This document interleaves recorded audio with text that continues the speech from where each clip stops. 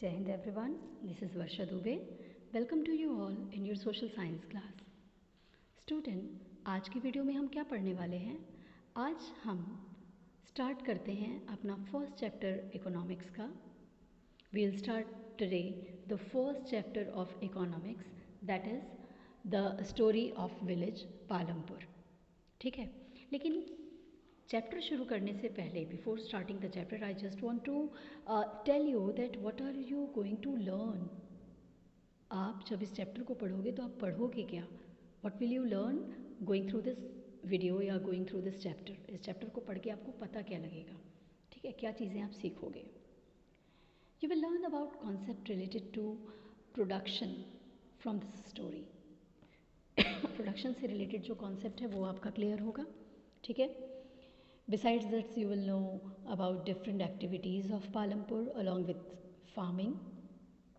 ठीक है, you will know about the resources that needed to do the production of the goods. ठीक है, आप सारी प्रोडक्शनल एक्टिविटीज़ के बारे में जानेंगे, पालमपुर गांव के फार्मिंग मेथड के बारे में जानेंगे.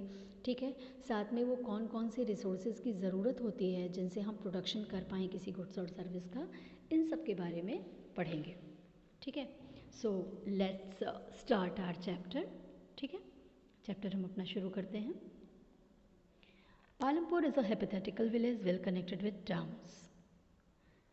इसका मतलब क्या है? सबसे पहले आप हाइपोथेटिकल का मतलब समझ लो. देखिए, हाइपोथेटिकल मीन्स होता है इमेजिनरी, यानी काल्पनिक, जिसका रियल ओरिजिनलिटी नहीं है, एग्जिस्टेंस नहीं है. हमने कल्पना किया कि एक गांव है पालमपुर नाम का. ठीक है, तो अभी आपको क्लियर है हाइपोथेटिकल क्या होता है. Palampur is a small hypothetical village and having about 450 families. छोटा गांव है जिसमें करीब 450 के आसपास फैमिलीज रहती हैं. 450 families use to live there. It is 3 kilometres away from Raniganj, a big village. Palampur से दूर, थोड़ा सा दूर, एक बड़ा गांव है रानीगंज. ठीक है, उससे 3 किलोमीटर की दूरी पे पालमपुर गांव है. Shahpur is the nearest town to the village. जैसे यहाँ लिखा है ना कि वेल कनेक्टेड विद टाउन्स. ठीक है, शाहपुर जो है वो यहाँ के पालमपुर के पास का बड़ा टाउन है. And the village is well connected with towns by the road and most of the houses are electrified. It has 2 primary schools, 1 high school. There is a government primary health care and dispensary also. देखिए, गाँव में usually problem क्या होती है? वहाँ electricity की problem होती है, लाइट नहीं होती, अच्छी रोड नहीं होती, हेल्थ केयर सर्विसेज, हॉस्पिटल अच्छे नहीं होते. People use to come to the nearest town और urban areas to have the treatment. ठीक है, स्कूल नहीं होते, बच्चे अक्सर उनको कई किलोमीटर दूर जाना पड़ता है पढ़ने के लिए, अगर जाना भी है तो. और क्वालिटी ऑफ एजुकेशन भी अच्छी प्रोवाइड नहीं होती, अच्छे टीचर्स नहीं मिलते. ठीक है, बेसिक एजुकेशन उनको वहाँ नहीं मिलती है. गाँव में कई जो रिमोट विलेजेस हैं उनको ये सारी प्रॉब्लम फेस करनी पड़ती है. But if we talk about Palampur, अगर हम पालमपुर की बात करते हैं तो पालमपुर के साथ ऐसा नहीं है. वहाँ पर प्राइमरी स्कूल भी हैं 2, एक आपका गवर्नमेंट स्कूल भी है, ये प्राइमरी हेल्थ केयर सेंटर और डिस्पेंसरी भी अवेलेबल है. वेल इलेक्ट्रीफाइड विलेज है पालमपुर, है ना. बेहतर रोड फैसिलिटीज़ भी है. ठीक है, तो ये सारी चीज़ें तो हमने देख ली. Now main production activities farming यहाँ लिखा हुआ है, यानी कि अब हम ये जानेंगे कि वहाँ के रहने वाले लोगों की एक्टिविटीज़ या फिर कह सकते हैं कि मीन्स ऑफ लिवलीहुड था क्या. Farming is the main production activity in the village of Palampur. Most of the people are dependent on farming for their livelihood. Maximum percentage of population where is engaged in farming in Palampur. गांव के ज़्यादातर लोग, पालमपुर गांव के ज़्यादातर लोग किस में इन्वॉल्व थे? फार्मिंग, यानी खेती किया करते थे. ठीक है, non farming activities such as dairy, small scale manufacturing, जैसे हम कह सकते हैं weaving, making of pots, transport etcetera are carried out on a limited scale. ठीक है, वहाँ पे कुछ नॉन फार्मिंग एक्टिविटीज़ भी होती थी, कुछ लोग पॉट बनाते थे, कुछ वीविंग का काम करते थे, लेकिन ये सारी चीज़ें क्या थी? लिमिटेड थी. ठीक है, फिर बात करते हैं factors of production. Factors of production, land, labour, capital, और कैपिटल को भी डिवाइड किया हुआ है फिजिकल और वर्किंग कैपिटल में. आइए इसको समझते हैं. सबसे पहले आप ये समझिए फैक्टर्स ऑफ प्रोडक्शन होता क्या है. एक्चुअली इसको हम requirement for production of goods and services भी कह सकते हैं, यानी वो चीज़ें जो हमें प्रोडक्शन करने के लिए किसी गुड्स का या फिर सर्विस देने के लिए, सर्विस प्रोवाइड करने के लिए ज़रूरी हैं। इनके बिना ना हम सर्विस प्रोवाइड कर सकते हैं, ना किसी गुड्स का प्रोडक्शन कर सकते हैं। ऐसी चीज़ों को ही फैक्टर्स ऑफ प्रोडक्शन कहते हैं।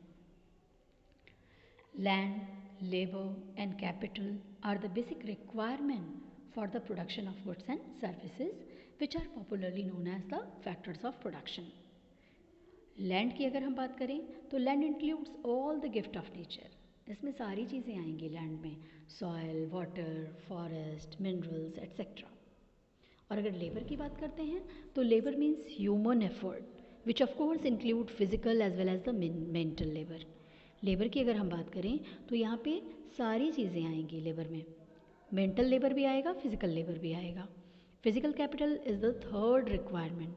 हाँ, यहाँ मेंटल और फिजिकल लेबर को मैं क्लियर कर दूँ। फिजिकल लेबर जैसे एक किसान करता है, वो फिजिकली अपनी बॉडी, अपना श्रम, शारीरिक श्रम दान देता है। लेबर जो होते हैं, मैसन जो होते हैं, ये क्या करते हैं? ये फिजिकल लेबर करते हैं। लेकिन टीचर्स, एडवोकेट्स या बैंक में काम करने वाले लोग या और भी जो एडमिनिस्ट्रेटिव जॉब से जुड़े लोग हैं या और भी बहुत सारे ऐसे इंजीनियर, डॉक्टर, ये क्या करते हैं? ये मेंटल लेबर करते हैं। ठीक है। फिजिकल कैपिटल की अगर हम बात करते हैं तो physical capital includes fixed capital. Physical capital किसको कहते हैं? यहाँ पे फिजिकल और वर्किंग कैपिटल लिखा है ना।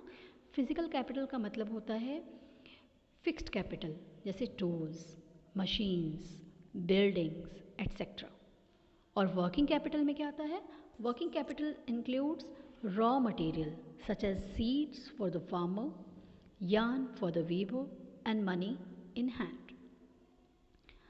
अगर सीड नहीं होगा, बीज नहीं होगा तो किसान खेती कैसे करेगा? अगर यार्न यानी धागे ही नहीं होंगे तो वीवर वीविंग कैसे करेगा? पैसे नहीं होंगे, मनी नहीं होगा तो बिल्डिंग्स, मशीन्स ये कहाँ से आएंगी?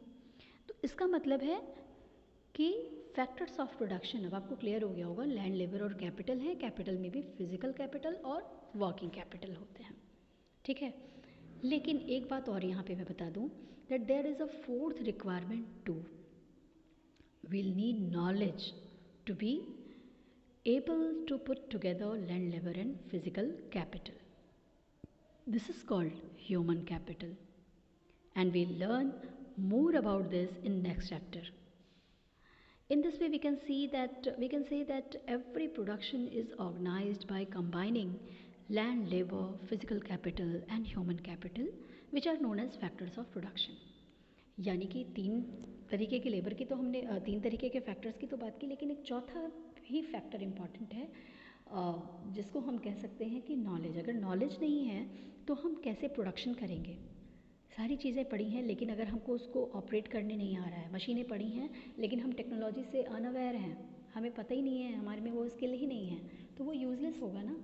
तो इस तरीके से these are the factors of production, and in this way we can say every production is organized by combining land, labor, physical capital and human capital. जब तक ये सारी चीज़ें कंबाइन नहीं होती किसी भी तरीके का प्रोडक्शन हम नहीं कर पाएंगे. So in this way today I think your concept will be clear that what kind of village was Palampur, what was its main productional activities, what are the factors of production. ठीक है. In next video what we will discuss about the features of farming in Palampur. ठीक है. अगले video में हम ये पढ़ेंगे कि फार्मिंग जो पालमपुर में फार्मिंग का जो मेथड था वो किस तरीके का था. ठीक है. उसकी क्या विशेषताएं थीं. साथ में हम non farming activities of Palampur इसके बारे में भी डिस्कस करेंगे. So that's it for today. Stay connected, keep learning, and yes, like, share and subscribe my video. Hit the bell icon to get the notification of my upcoming videos. Till then, goodbye. Jai Hind.